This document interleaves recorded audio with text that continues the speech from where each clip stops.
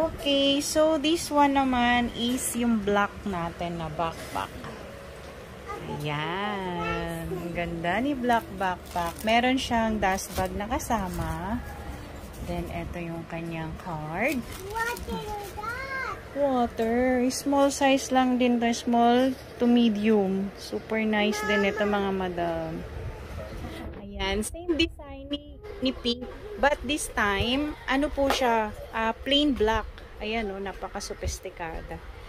Sopestikadang itim. Plain black, all black. Then, silver hardware. Ayan. Silver hardware, mga madam. Ayan yung plate niya. Ganda o. Pag nag-combine talaga ang silver at black, no? Super ganda. Dalawa rin puller niya dyan. Tapos, yung kanyang strap is padded, mga madam. Ha? Padded din siya. Same nung isa. Adjustable. Adjustable siya. Ganda. Ganda ng, ganda ng kanyang size. Promise. Super nice ng size. So, yung pocket, same lang dun sa pink. Open natin. So, ito yung loob ng pocket. May pocket din siya dyan. Tapos, leather.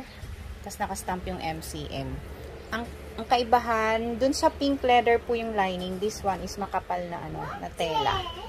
Okay? Makapal na tela. Then, yung nito, tingnan natin yung main compartment. So, pagka-open ng main, yung niya, pinaka-zipper niya, meron din siyang, dyan, may pocket din siya. Lalagyan ng, mga iPads, gadgets. Tapos, may extra pocket pa. Ayun, may extra pocket pa doon. Then, andito sa loob yung etiketa niya. Etiketa. Ayan. Ay, etiketa. So, ang pinagkaiba nila, mga madam, is yung lining sa loob. Leather kasi yung lining nung pink. This one is makapal na tela yung kanyang pinaka-lining. Pero same sila ng design and ng size. Napakaganda nito. Isa pa pala na na pagkakaiba nila, mga madam. Kasi yung pink tela, 'di ba yung ganito? Pero this one is leather. Ayan.